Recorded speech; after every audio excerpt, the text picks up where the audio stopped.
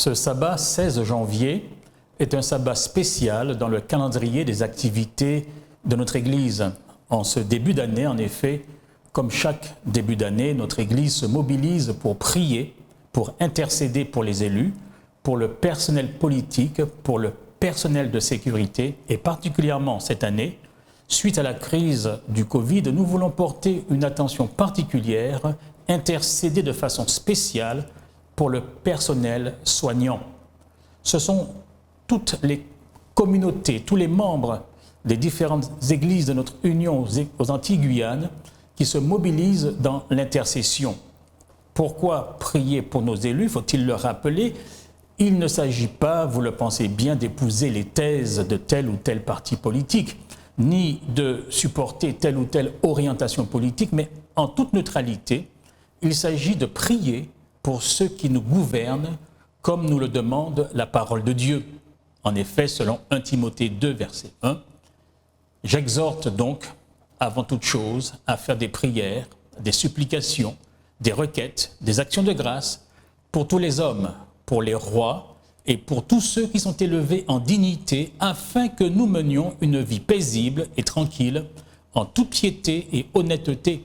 Cela est bon et agréable devant Dieu, notre Sauveur. » Nous sommes des chrétiens, des disciples, et nous voulons obéir et suivre les recommandations de la parole de Dieu, telle qu'elle est indiquée dans l'Épître aux Romains au chapitre 13, que toute personne soit soumise aux autorités supérieures, car il n'y a point d'autorité qui ne vienne de Dieu, et les autorités qui existent ont été instituées de Dieu.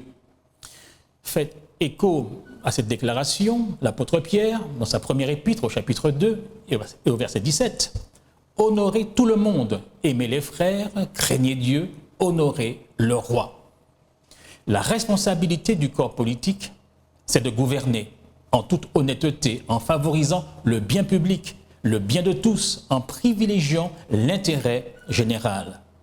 Notre responsabilité à nous, chrétiens, pour notre part, c'est de faciliter la mission de tous ceux qui ont la responsabilité de la chose publique.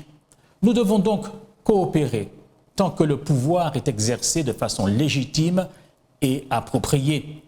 Notre rôle n'est pas de mener la contestation du pouvoir et de nous opposer aux forces de l'ordre. Selon qu'il est dit dans Proverbes chapitre 24 et au verset 20, « Car il n'y a point d'avenir pour celui qui fait le mal. La lampe des méchants s'éteint. Mon fils, crains l'Éternel et le roi.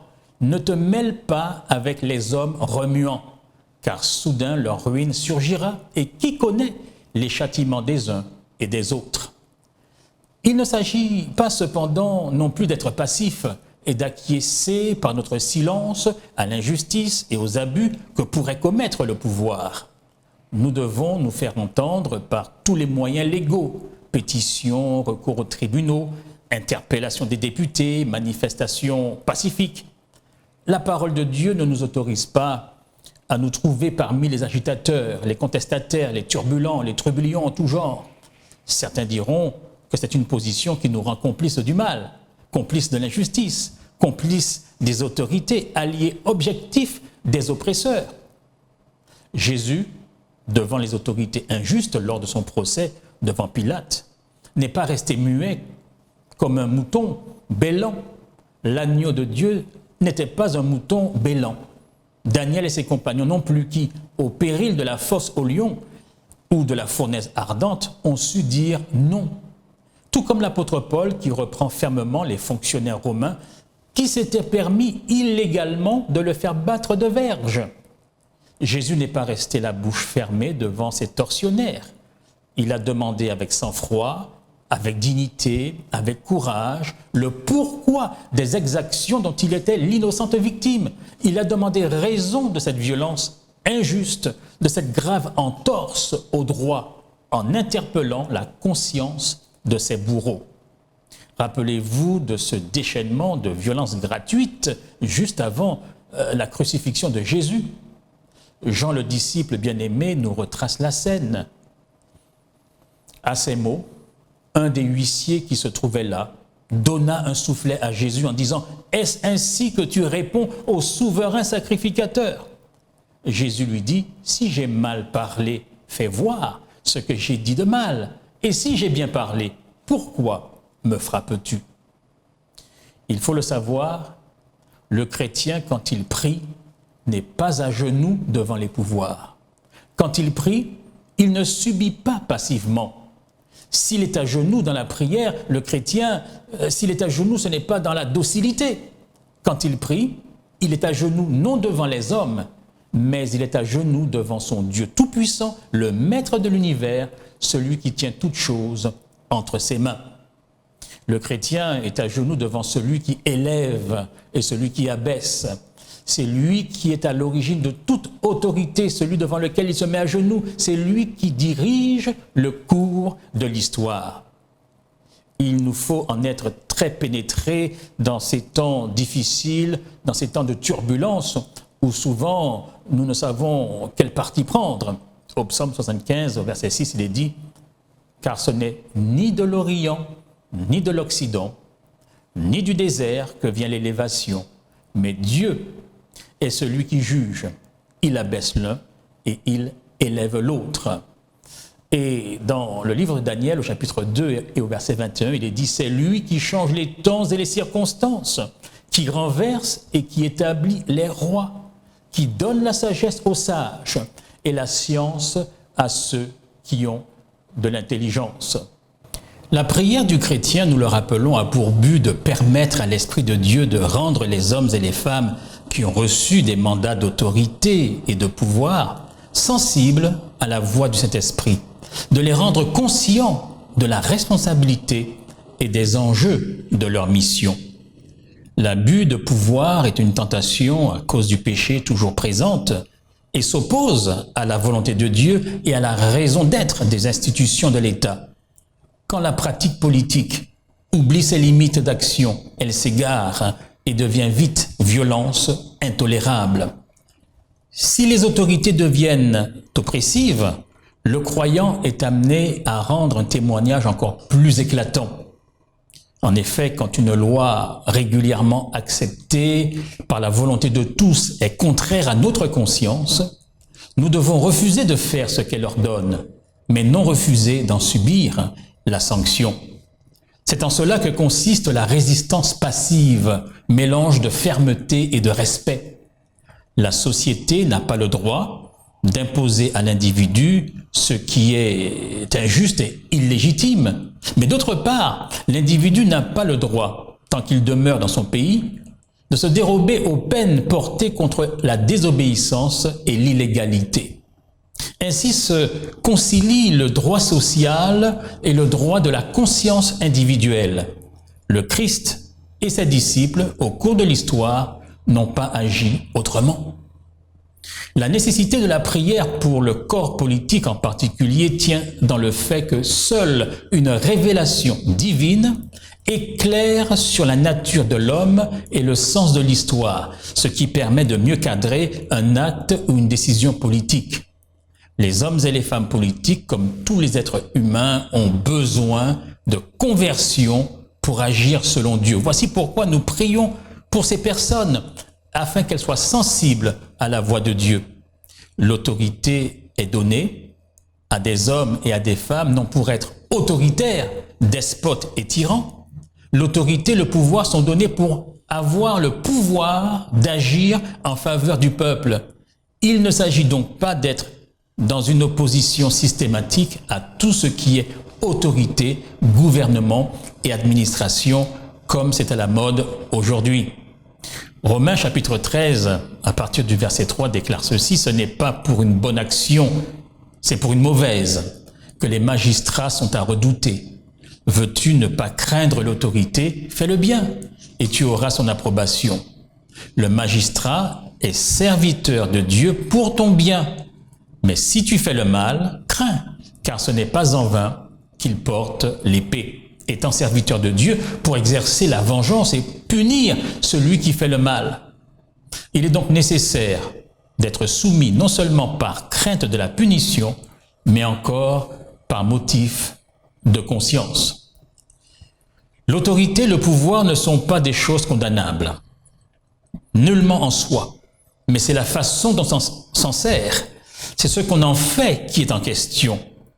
Le pouvoir, du reste, ne devrait jamais être un pouvoir absolu, car, comme le dit ce fameux mot célèbre, le pouvoir absolu corrompt absolument.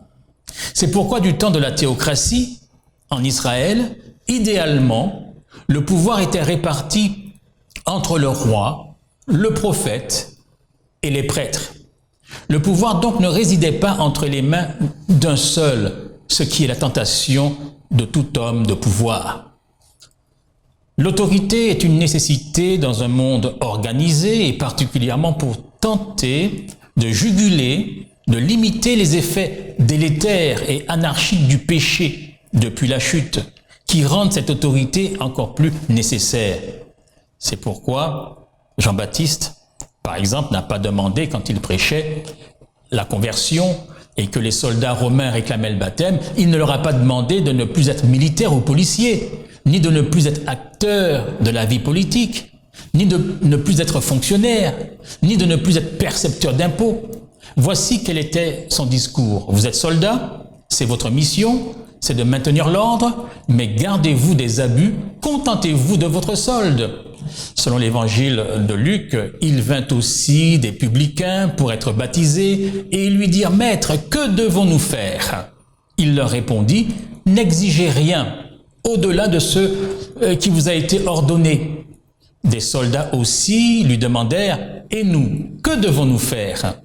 Il leur répondit « Ne commettez ni extorsion, ni fraude envers personne, et contentez-vous de votre solde. » Avec cette crise du Covid, beaucoup de critiques ont été faites au gouvernement, à tort ou à raison, mais il faut se souvenir que la critique est facile, mais l'art, très difficile. Il n'est pas aisé, en effet, par les temps qui courent, il n'est pas facile, aujourd'hui, vous en conviendrez, de gouverner en conservant des principes d'égalité, de droiture, de justice et de démocratie. Oui, il y a des dérapages, des abus, des bavures policières, des dysfonctionnements au sein du gouvernement. Voici pourquoi il nous faut prier, comme nous le demandent les Saintes Écritures, car les personnes qui nous dirigent, qui veillent sur notre sécurité, qui nous soignent, sont des personnes comme vous et moi, avec leurs fragilités, leurs doutes, leurs ambitions, mais aussi avec leurs besoins de Dieu, leur besoin d'un sauveur. Bien souvent, ce besoin est caché au fond de leur cœur. Savez-vous que bien des élus prient et réclament la prière? Certains sont désemparés et se tournent malheureusement vers les marabouts et autres prétendus voyants. D'autres, comme des Jairus, l'officier romain, se tournent vers le Dieu d'Israël. En début de chaque année, à la fin de la visite de courtoisie que nous faisons aux élus, nous leur proposons de prier avec eux, ce qui est bien accepté. Plusieurs sont demandeurs. Ils en ressentent le besoin dans ces temps troublés. Notre mission en tant qu'Église consiste alors à avoir une influence sur notre société en nous tenant auprès de ceux qui ont la lourde tâche de présider à la protection, à l'organisation, au développement, à la stabilité de notre société, nous tenant à leur côté comme nous le demande la parole de Dieu et contribuant par là même au bien-être, au développement, à la stabilité de notre société. C'est Jérémie qui disait au chapitre 29, verset 7, « Recherchez le bien de la ville où je vous ai mené en captivité et priez l'Éternel en sa faveur parce que votre bonheur dépend du sien. » Si cela était réclamé des enfants de Dieu en temps de déportation, à plus forte raison alors que nous désirons avoir les conditions d'une société qui permettent la proclamation de l'Évangile, eh bien, s'adresser aux élus, toutes tendances confondues, au personnel de sécurité et aux soignants, c'est aussi faire mieux connaître notre Église composée d'hommes et de femmes portant un message de paix, un message d'espérance, un message d'amour. Souvent, Vous l'avez certainement remarqué, les gens autour de nous ont des préjugés. Ils les nourrissent du fait de leur ignorance de ce que nous sommes et de ce que nous faisons. Eh bien, c'est à nous de faire tomber ces barrières, ces préjugés, afin que lorsque ces personnes, ayant la charge de mener les affaires du pays, seront en délibération, eh bien que leur conscience soit éveillée, que leur conscience soit éclairée, et que nous puissions, dans certaines situations délicates, notamment en ce qui concerne nos réclamations par rapport à la liberté de culte, la liberté du sabbat, de pouvoir jouir de la bienveillante attention des décideurs. Il est donc nécessaire que nous puissions œuvrer, non seulement par l'action, mais par la prière, pour que l'environnement social soit favorable à l'essor de l'Église dans sa proclamation de l'Évangile qui sauve et qui guérit. Cependant, avec la prière, rien ne remplace le témoignage puissant de chaque membre d'Église qui vit en vrai disciple du Christ. Plus que jamais, les qualités du Christ habitant en nous doivent être visibles au sein du peuple de Dieu, car ce que nous faisons, l'appréciation que les gens auront de nous, parle plus fort que ce que nous disons et proclamons du haut de la chair ou dans le flot des vidéos que nous faisons circuler. Et c'est surtout par l'expérience que nos compatriotes auront faite à notre contact que leur cœur sera atteint par la vérité. Sommes-nous des collégiens, des lycéens, des étudiants modèles qui témoignent de leur foi par leur sérieux, leur application, leur assiduité, leur respect du règlement? Sommes-nous des fonctionnaires loyaux et compétents, comme l'était Daniel à la cour du roi de Babylone? Sommes-nous des professionnels, des artisans, sérieux, travailleurs, fiables, que l'on puisse recommander? Comment vivons-nous dans nos familles? Sommes-nous des familles de véritables lieux d'évangélisation et des repères dans notre quartier?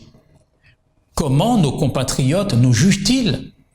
Comment nous comportons-nous en tant qu'automobilistes chrétiens sur les routes?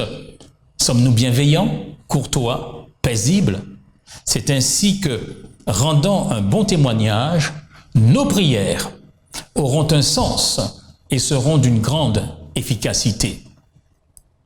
En Philippiens 4, verset 4, il nous est dit « Réjouissez-vous, toujours dans le Seigneur ». Je le répète, réjouissez-vous. Que votre douceur soit connue de tous les hommes. Le Seigneur est proche. Et dans la première épître de Pierre, au chapitre 2 et au verset 12, « Ayez au milieu des païens une bonne conduite, afin que là même où ils vous calomnient, comme si vous étiez des malfaiteurs, ils remarquent vos bonnes œuvres et glorifient Dieu au jour où il les visitera. Car le Seigneur, dans son amour, visite tous ses enfants, ceux qui ont des charges publiques, des charges politiques. Eh bien, nous voulons prier ensemble en ce jour spécial. Nous voulons prier ensemble pour tous ceux qui ont une charge de direction, de gouvernance dans notre société. Tous ceux qui assurent notre sécurité. Car si nous vivons en paix, c'est parce qu'il y a un personnel qui de jour et de nuit se dévoue pour qu'il y ait une sécurité, qu'il y ait un ordre dans la société. Et nous voulons prier spécialement cette année pour le personnel soignant. Face à cette crise sanitaire, des hommes et des femmes se dévouent, prennent des risques au quotidien pour assurer la santé, la vie de leurs compatriotes. Nous voudrions qu'en ce début d'année, le Seigneur ait une attention particulière pour ce public pour lequel nous voulons prier. Prions ensemble. Merci, Seigneur, pour la connaissance de ton nom. Merci de nous avoir appelés au salut, afin que le monde te connaisse, toi le seul vrai Dieu. Alors que ce monde va mal, que notre société traverse des temps difficiles, tu permets, Seigneur, à des hommes et à des femmes de s'investir dans la gestion des affaires publiques, en politique, dans les services d'ordre et de sécurité, et que des soignants prennent des risques, particulièrement ces temps-ci. Nous te prions pour eux, afin que tu les accompagnes, Seigneur, ainsi que leurs familles, que tu leur donnes la sagesse, la pondération, le discernement, la probité et le courage pour mener à bien toutes leurs tâches. C'est toi, Seigneur, nous l'avons vu, qui élève et qui abaisse. C'est toi qui tiens toutes choses dans tes mains. C'est pour cela que nous voulons te faire confiance, nous, ton peuple, nous qui voulons te servir. Alors que ce monde est dans l'agitation, alors que ce monde est dans le trouble et qu'il ne sait où porter les regards, nous avons une assurance, c'est que tu es aux commandes de ce monde. Fais, Seigneur, que les cœurs se tournent vers toi et permets à ton Église, à chacun d'entre nous, de contribuer à la paix, à la stabilisation de notre société, pour que par notre façon de vivre en chrétien, notre société, se porte mieux, pour qu'il y ait un espace pour que ton évangile soit prêché. Oui, Seigneur, nous avons besoin que tu interviennes dans ce monde aujourd'hui, plus que jamais. Nous te prions donc pour toutes ces personnes qui ont des responsabilités, alors qu'il est si difficile aujourd'hui de gérer, d'administrer et de gouverner. Oui, nous prions, Seigneur, pour chacun d'entre nous également, qui formons ton Église, qui par notre témoignage, pouvons influencer plus d'un et ainsi faire en sorte que demain, à tout moment, des cœurs puissent s'ouvrir et surtout ceux qui décident, ayant pris connaissance de ton évangile par l'intermédiaire de l'un ou l'autre d'entre nous, que leurs décisions soient mûries, que leurs décisions puissent aller en faveur de la vérité. Oui, nous prions pour notre Martinique où nous vivons, afin que tu retiennes les vents, afin que le plus grand nombre de nos compatriotes sincères se tournent vers toi. Et nous voulons prier pour ton Église et particulièrement pour les plus faibles, pour ceux qui subissent les difficultés des temps par lesquels nous vivons. Que tu puisses, Seigneur, entendre leurs cris, apporter la solution à leurs problèmes et qu'ils puissent sentir que tu es celui qui te tient auprès de chacun de tes enfants, car tu as fait la promesse, je serai avec vous tous les jours jusqu'à la fin de ce monde. Ô Seigneur, nous voulons te dire merci. Merci pour tes promesses. Merci pour les certitudes que nous puisons dans ta parole, que ce monde ne va pas au gré du vent. Ce monde n'est pas une bille qui est là lâchée sur un plan incliné et qui roule, on ne sait où. Tu contrôles toutes choses. Que nous puissions, Seigneur, ainsi vivre dans l'espérance, dans la confiance et dans un témoignage véritable, afin que nous puissions, Seigneur, proclamer ton saint nom. Fais-nous du bien ce jour. Garde-nous. Nous t'avons prié dans le nom de Jésus. Amen.